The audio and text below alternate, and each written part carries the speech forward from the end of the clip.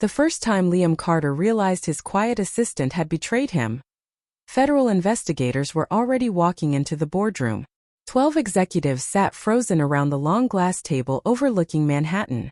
Investors, lawyers, directors who controlled billions of dollars. And sitting calmly in the CEO's chair was Evelyn Reed. For 6 months she had worked beside Liam Carter, scheduling meetings, preparing reports, organizing his travel. Invisible, replaceable, or at least that was what everyone believed. Now she was sitting in his seat, and the federal agents standing near the walls weren't looking at Liam. They were watching her. Liam stopped in the doorway. "What's going on?" No one answered, because every person in the room was staring at Evelyn. She slowly closed the tablet in front of her and looked up at him. For a moment the room was completely silent. Then Liam spoke again. "Evelyn, why are you sitting in my chair?"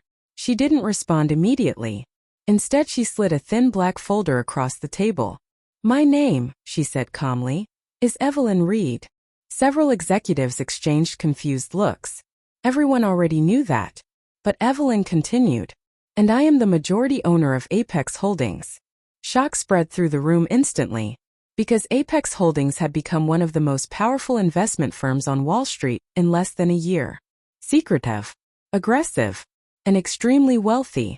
Over the past 12 months Apex Holdings had quietly purchased massive amounts of Carter Global stock through dozens of shell corporations. Financial analysts had spent months trying to identify the mysterious investor behind it. Now the answer was sitting in the CEO's chair. "That's impossible," one of the directors said. Evelyn calmly opened the folder.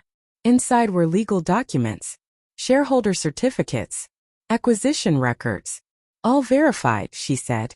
22% ownership. Liam stared at her. "You're my assistant." "Yes." "You schedule my meetings." "Yes." "And somehow you secretly bought nearly a quarter of my company?" Evelyn folded her hands calmly. "You hired me. That doesn't explain anything." "No," she said softly. "It explains everything." The boardroom remained silent as the weight of the situation settled in. Because if Apex Holdings truly owned 22% of Carter Global, then Evelyn Reed had just become the most powerful shareholder in the company. One of the investors leaned forward nervously. "What exactly do you want?" Evelyn didn't hesitate. "I'm initiating a hostile takeover." Gasps filled the room. Hostile takeovers didn't just change companies. They destroyed them. Executives were removed. Investors lost control. Entire corporations collapsed overnight. "You can't be serious," another director said. Evelyn turned another page in the folder. "Apex Holdings has secured financial backing from additional partners." She slid the document toward the center of the table. "Within 48 hours we will control enough shares to remove the current leadership of Carter Global." Liam felt something cold settle in his chest. "You spent 10 years building a billion-dollar investment empire," he said slowly. "Just to take over this company?" "Yes." "Why?" Evelyn paused. Then she removed a photograph from the folder. An older man stood beside a laboratory table filled with prototype batteries. Several executives inhaled sharply. Daniel Reed. 10 years earlier Daniel Reed had been one of the most brilliant engineers in the energy industry. He had developed a revolutionary battery technology capable of storing enormous amounts of power at a fraction of the cost of existing systems. Electric vehicles, power grids, renewable energy storage. It could have transformed the entire global energy market. But Daniel Reed's company collapsed before the technology ever reached production. Investors disappeared. Lawsuits buried the company in debt. And 6 months later Daniel Reed died in a car crash. Evelyn placed the photograph on the table. "My father." Several board members shifted uncomfortably, because they all knew what happened next. Less than a year after Reed Technologies collapsed, Carter Global announced a brand new battery innovation, the same one Daniel Reed had been developing. "My father built something extraordinary," Evelyn said quietly, "and Carter Global destroyed him." She turned another document toward the board. 14 patent challenges. Another page. 7 lawsuits. Another. 32 investor pressure campaigns. The executives avoided eye contact.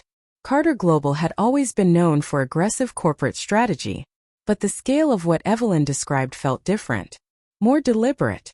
More personal. My father's company collapsed within 8 months, she continued. And 3 months later Carter Global filed a patent for the same battery design. She slid the final document across the table. Patent diagrams. Chemical formulas. Engineering notes. Every detail matched Daniel Reed's original work. Liam studied the papers carefully. Then he looked back at Evelyn. My father ran this company 10 years ago. Yes. He's been dead for 3 years. Yes. So why are you coming after me? Evelyn leaned back slightly. Because you inherited his empire. The words hung in the air. For a moment Liam didn't respond. Then he asked something that surprised everyone in the room. If revenge is what you want, he said quietly, why wait 10 years? Evelyn's lips curved into a faint smile. Because revenge requires patience. She paused. Then she said something that made the entire room uneasy. For 10 years I watched this company from a distance. I studied every financial report, every executive decision, every partnership. She leaned forward slightly. And then I realized something interesting. Liam frowned. What? The person who destroyed my father's company might still be working here. Several executives shifted in their seats. That's a serious accusation, one director said. Evelyn nodded calmly. Yes. And today I intend to prove it. She looked toward the doors. And there's someone else who should hear this. The doors opened. A tall man in a charcoal suit walked inside. Victor Kane. Even the most powerful executives in the room stiffened. Victor Kane was one of the richest investors in the world. His companies controlled billions of dollars in technology investments. And 10 years earlier he had been Richard Carter's closest business partner.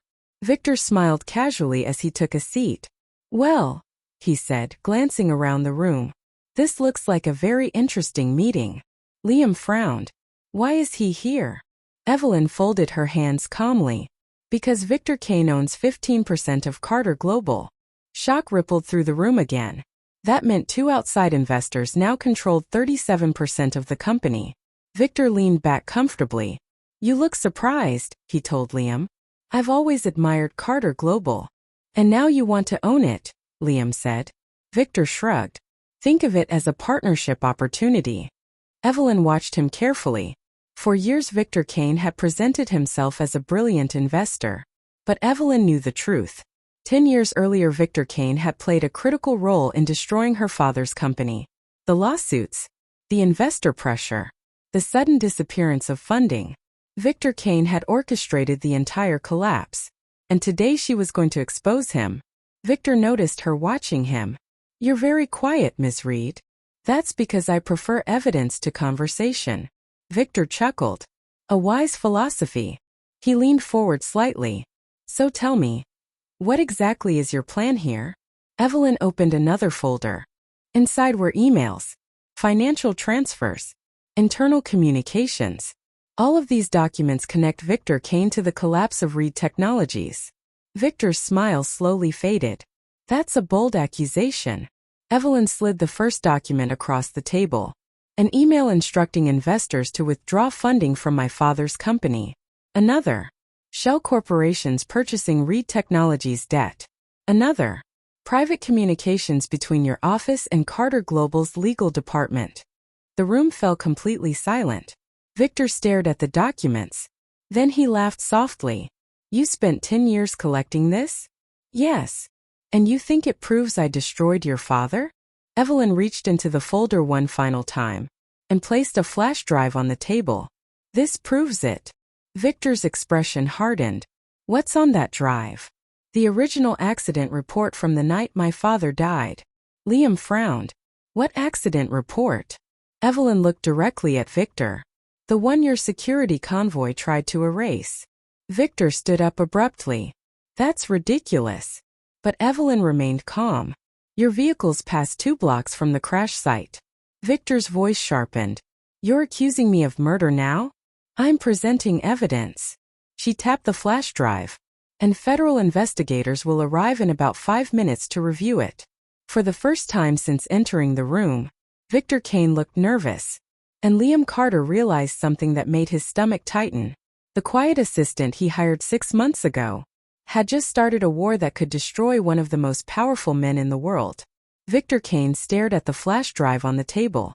For the first time since entering the boardroom, the confident billionaire looked uncertain. "That's quite an accusation," he said slowly. Evelyn didn't blink. "It's not an accusation. It's evidence." The room felt suddenly smaller. No one moved. No one spoke.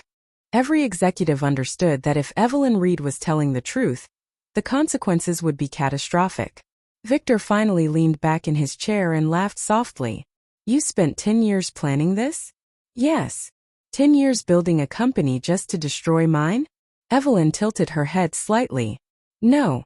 I built a company to expose the truth." Victor's smile faded. "And you believe that little flash drive proves something?" Evelyn slid the drive across the table. Everything on that drive was recovered from archived police records. Security camera footage, vehicle tracking data, emergency dispatch logs. Victor didn't touch it. Instead, he looked at Liam. "Are you really going to entertain this nonsense?" Liam didn't answer immediately. He picked up the flash drive and turned it slowly between his fingers. "You said this was about my father," he said quietly. "Yes. My father has been dead for 3 years." "Yes. So if someone destroyed your father's company..."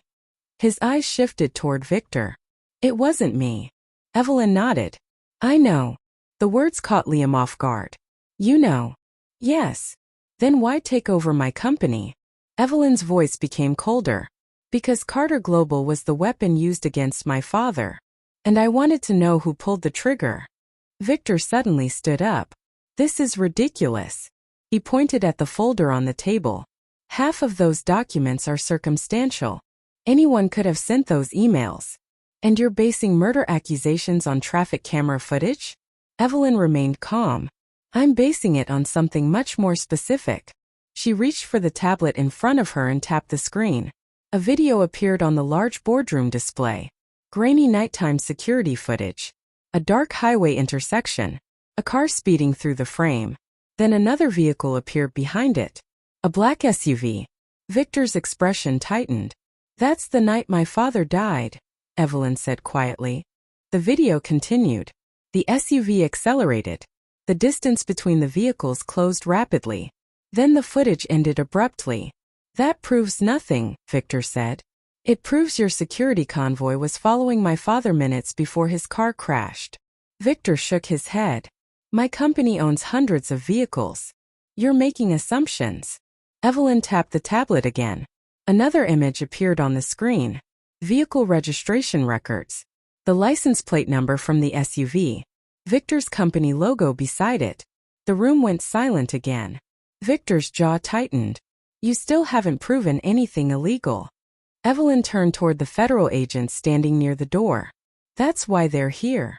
The lead investigator stepped forward. "Mr. Kane," he said calmly, "we'd like you to accompany us for questioning." Victor laughed. "You're kidding." The agent didn't smile. "You are not under arrest. Yet." Victor's confidence began to return. "Good luck building a case from 10-year-old traffic footage." He turned to Evelyn. "You spent a decade planning revenge. And this is the best you could do?" For a moment Evelyn said nothing. Then she smiled. "Actually." She reached into her folder again. "This is the best part." She placed another document on the table. Bank transfer records. Victor frowned as he read them. The color drained from his face. "This isn't possible." "Oh," Evelyn said softly. "It is." Liam leaned forward. "What am I looking at?" Evelyn answered calmly. 2 days before my father's company collapsed, a shell corporation transferred $60 million to an offshore account. And that account belonged to Victor Kane. Victor slammed his hand on the table. "That's fabricated." Evelyn shook her head. "It came directly from international banking archives." Victor turned toward the investigators. "This is a setup." But the lead investigator was already examining the document. "You'll have a chance to explain it." Victor looked around the room. Every executive had gone completely silent. Because if the documents were real, Victor Kane had financially benefited from destroying Daniel Reed's company, and possibly from his death. Victor suddenly straightened his jacket. Even if that's true, he said coldly, none of it connects me to the accident. Evelyn nodded slowly. You're right. Victor smiled. Finally, some honesty. Then Evelyn said something that froze the entire room. Because you didn't give the order. Victor's smile disappeared. What? You didn't order the crash. Victor stared at her. What are you talking about? Evelyn turned toward Liam.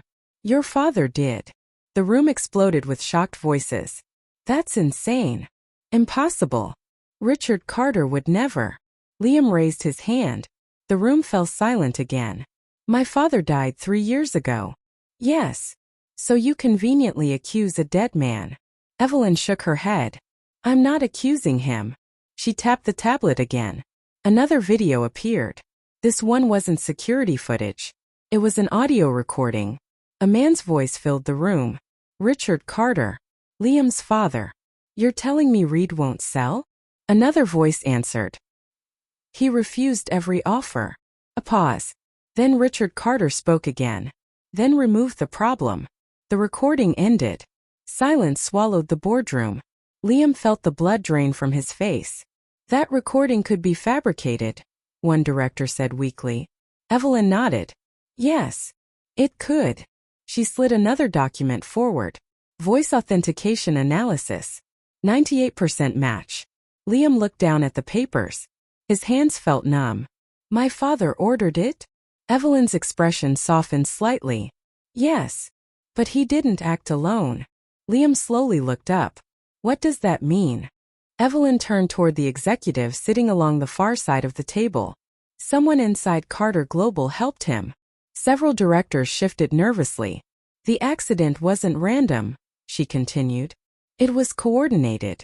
Vehicle tracking. Police response delays. Evidence disappearing. She paused. And only someone inside the company could have arranged all of it. Victor Kane suddenly laughed again. You're accusing half the board now? Evelyn shook her head. No. She pointed to one man sitting near the end of the table. Just him. All eyes turned. Marcus Hale. Carter Global's chief financial officer. Marcus slowly looked up from the table. That's an interesting theory, he said calmly. You transferred the money, Evelyn said. You arranged the shell corporations. You coordinated the legal attacks against my father's company. Marcus smiled slightly. And you spent 10 years proving that? Yes. Marcus leaned back in his chair. Impressive. The room stared at him in disbelief. You're not denying it? Liam asked. Marcus looked at him. Your father paid very well. Liam felt anger surge through his chest. You helped destroy a man's life. Marcus shrugged. That's business. Evelyn's voice hardened. You also helped kill him. Marcus's smile faded. Careful. The accident report says the brakes in my father's car failed. Evelyn continued. And the mechanic who serviced that car. She paused. Was paid through one of your shell companies. Marcus's eyes narrowed. You're playing a dangerous game. No, Evelyn said quietly. I'm finishing one. The investigator stepped forward. Marcus stood up slowly. You really think this ends today? Evelyn met his gaze. Yes. Marcus laughed. You spent 10 years planning revenge. But you missed something. Evelyn frowned slightly. What? Marcus leaned closer. You're not the only one who planned ahead. Before anyone could react. Marcus pressed a button on his phone. Every screen in the boardroom suddenly went black. The lights flickered. Then the entire building lost power.